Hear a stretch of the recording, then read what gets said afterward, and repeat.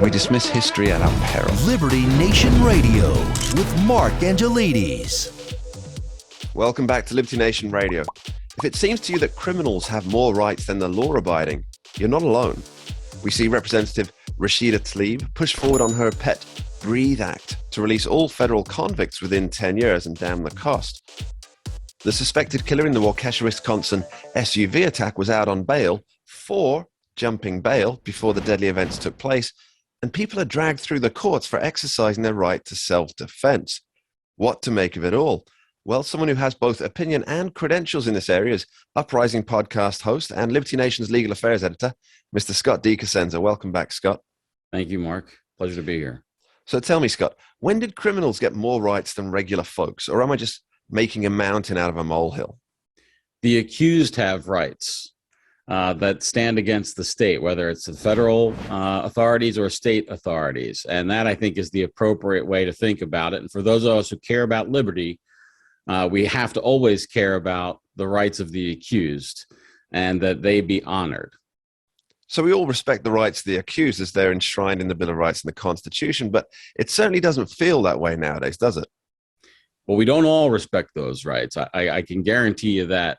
The reaction, for instance, to the Rittenhouse case, I think, shows that to be true, where that Mr. Rittenhouse's rights were protected, for instance, by Judge Schrader, was seen by many on the left who campaigned for decriminalization and the rights of criminals who are actually convicted, somehow disfavor the rights of the accused when they have sort of negative political consequences regarding that, the obeyance of those rights. Well, let's discuss the Kyle Rittenhouse case briefly. Now, he was found not guilty on all charges, and yet we still have politicians in the media saying that he should have been found guilty. We even have Jerry Nadler saying that he should face federal charges. And then they argue that the justice system itself is broken. Now, this is the same justice system that put away Derek Chauvin for the murder of George Floyd. They were happy then. So is this just childish behavior when they don't get their own way? I wish it were just childish behavior. It seems much darker to me than that. Gerald Nadler, I mean, it's one of those things, Mark, where he's a very smart man. So he has a law degree from Fordham University, a highly regarded law school. And I just don't believe that he made a mistake about whether or not certain evidence can be, admitted or not, and the value of this case. So either he's just read the headlines from a news that's curated without regard to the facts of the case, which may be possible. I don't want to dismiss that possibility. Worrying, but possible, yeah. Yes, or there's more malfeasance involved because Kyle Rittenhouse, that he was acquitted, given the facts of the case, is no surprise. In fact, it's the only verdict that the facts really demand in the case. It's one of the most clear-cut cases of self-defense shooting that's ever been captured on videotape. So to suggest that case is emblematic of a problematic or miscarriage of justice, like Chairman Nadler of the Judiciary Committee said, is pretty problematic, Mark, in itself. Yeah, there seems to be a heaping up of problems upon problems as far as let's call them what they are, the radical left are concerned, who want social justice rather than actual justice. Now, I want to briefly talk about bail. Now, the alleged killer in the Waukesha tragedy, the running down of a number of people with a red SUV for a Christmas parade. Now, that gentleman who is being accused, he was already out on bail for a number of crimes. One of these includes bail jumping. Now, it seems to me that setting a bail of just $1,000 was a severe tactical mistake. Now, assuming that the tactics here are designed to keep innocent people safe from criminal transgressors, what's your take on this? Well, Mark, before I answer that, let me just say that I want to key in on what you said before you started your question about justice. And it's important to make clear that defendants in the United States of America must get and deserve individual justice. I recall somebody saying, what message does this, does the jury send to the nation with the Rittenhouse verdict? And like, hopefully none. Hopefully their message was not to send a message, but to judge the facts in front of them and rule on Mr. Rittenhouse's fate based on. But surely collectivism is far more important in today's political climate, Scott. Yes. So to the question of bail, bail's simply used for ensuring appearance at trial. And if people aren't likely to jump bail, they have not failed to appear in the past, or at least in the recent past, then it makes sense to give them bail that is just designed to do that. It's not designed to make sure they stay in jail until their appearances at trial. But Mr. Brooks has broken the cause of his bail beforehand, correct? Mark, I looked into this when his name became public, and it seemed to me that he was out in large part because of the failure of the system to be able to timely process his case because of the coronavirus shutdown. He demanded a speedy jury trial, as is his right under the Constitution, and the state wasn't able to provide it. And so that's what facilitated his release. Now, call me conspiratorial if you will, Scott, but it seems to me that the same justice system that is dealing with the backlog, I believe it's over 1,600 cases in backlog at present, is the same one that is also is headed by the same people who are also calling for an end to incarceration, an end to cash bail overall. So wouldn't it be incumbent on them, if they were trying to dismantle the system from the inside, to almost guarantee that people do not get to have their speedy trials and therefore get out on low-level bail amounts?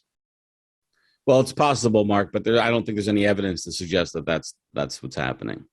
Okay, so I want to talk a bit more about the increasing crime that we're seeing across the nation. Now, there's these massive looting sprees and thefts from stores that we're seeing. Criminals not being hunted down and arrested or charged unless they steal goods over $1,000 worth in value. Now, surely this is making of a new career criminal enterprise. For example, hear me out. Work 5 days a week, steal, let's say, $900 worth of goods per day, resell them on the streets for $500 if you can. This is tax-free income, by the way. That's about $130,000 per year, no tax, and still eligible for state and federal benefits. Now, my question is, if you're the type of person who would do this once and then realize that you're not being pursued by the police, that you're not being criminally charged all the time, aren't you going to do this all the time and fast make your way into the top 1%? Well, I think that you need to do a little bit more frequently than that to go to the 1%. That also, it's unlikely that somebody is willing to put in the grind, I think, probably, to get that done. They wouldn't have chosen the life of crime to begin with. But also, then they might get into a conspiracy case or RICO case, which actually puts them way above that sort of low threshold for prosecution. But surely that's only if they're Italian, Scott. Haven't acted. So I wouldn't advise it to any client of mine who discussed changing jobs, perhaps, to one of daily theft. But what message does this send? That's my question. That people are not being prosecuted for the theft of goods up to $1,000.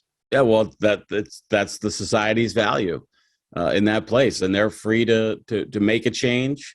I think we see a lot of people voting with their feet and getting out of places like that because they can't convince their neighbors that that's an unacceptable policy, or they've given up on it. So they're going to go ahead and, like I said, vote with their feet, and that's appropriate. But it's also appropriate for people who live in a place, if they don't want the police arresting folks for, it does take a lot of resources to arrest someone and process them, and it's impactful on the person who is arrested. So I think we would all agree. Well, maybe we wouldn't all agree, but I wouldn't like to see that done for something that's valued in a few dollars value, for instance, because of the cost involved, right? So if somebody steals a candy bar, we don't want to have a custodial arrest instituted because of the cost of that custodial arrest. But at the same time, when it escalates from a candy bar to an entire Louis Vuitton store inventory, well, that's a crisis, right? So where the line should be drawn between those two is up for each society to draw itself. And we will leave you on that Jean Valjean, prisoner 24601 conundrum. Scott D. Cosenza, thank you ever so much. Cheers, Mark. Thank you. And that's about it for this week on Liberty Nation Radio. I want to thank our guests, Tim Donner, Sarah Cowgill, and Andrew Moran, and of course our constitutional quarterback, Scott Cosenza. And most of all, as always, my sincerest thanks to you, the listener, for being here and taking part. I'll leave you with my parting shot for the day. It seems that despite the oft-worthy admonishment about being an armchair general, this president, this administration, and this Congress cannot put a step right. We sit at home and stare on aghast at decisions that appear detrimental to the country, whether that's releasing thousands of career criminals with zero repercussions, using up strategic petroleum reserves, gaming the electoral system, and by extension you, the voters, or even just threatening to upend the judicial system in a fit of whimsy. I'll remind you of what James Bond author Ian Fleming wrote. Once is happenstance, twice is coincidence, 3 times is enemy action. Hyperbolic? Maybe, but when we consider that every failed decision and, quote, unintended consequence, unquote, has been espied as leading to inevitable catastrophe, and that in the end proves true, it seems that there is a greater game taking place. One in which the tenets of the United States of America, once thought so strong, must first be destabilized. What better way to say we need criminal justice reform than to undermine that very system? What better way to push towards nothing but green energy than to make fuel prices so unaffordable that the public clamor for wind and solar initiatives? Perhaps it's time to ask if this administration is determined to build back better by first destroying what is already in place. Thanks for listening. We dismiss history at our peril. Liberty Nation Radio with Mark Angelides. Who are we? We are Americans that believe in liberty. We are a project of the nonprofit One Generation Away. We are patriots who apply the founding principles to the issues of today. And they keep moving the goalposts on us. We are educators and commentators who love America and the Constitution. Who are we? We are Liberty Nation.